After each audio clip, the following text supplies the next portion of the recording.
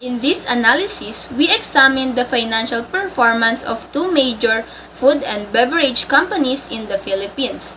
We have Universal Robina Corporation or URC and Mond Nissin Corporation. Using their most recent available financial data from 2022 to 2024, we evaluated their profitability, efficiency, revenue trends, and financial risk.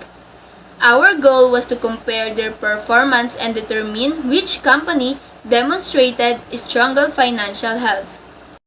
To begin, one of the most important measures of business success is profitability. Based on the profit margins reported in the dataset, URC consistently showed much higher profitability across all 3 years. URC maintained strong profit margins, meaning it managed to keep a substantial portion of its revenue as net income. Meanwhile, Mont Nissin had very low profit margins and even posted negative results in previous periods, indicating losses during those years. Although Mont Nissin turned slightly positive in 2024, its recovery remains modest. From this perspective, URC clearly performed better as it generated steady profits while Mont Nissin struggled with profitability. In terms of revenue trends, both companies experienced growth from 2022 to 2024. URC and Mont Nissin reported increasing sales during the period covered by the dataset. This upward sales movement indicates strong consumer demand and expansion in market presence. However, even though both companies grew in revenue, only URC converted that growth into consistent probability. Mont Nissin's rising revenue did not translate into equal financial success, likely due to higher expenses or operational challenges that reduced its earning. This shows that while increasing revenue is important, it must be paired with cost control and strong financial management.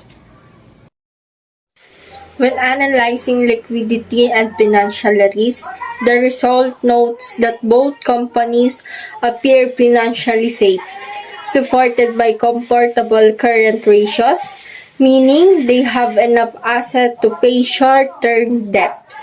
However, Mont Nissin still show higher earning risks due to its uneven profit performance in previous years.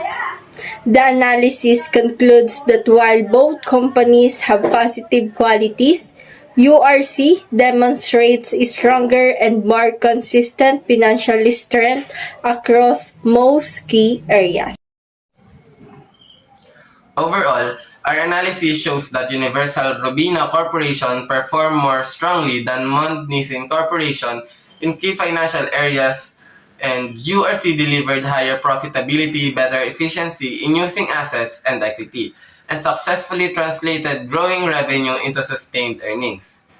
Mont Nissin, on the other hand, still showing potential through growing revenue and stable liquidity.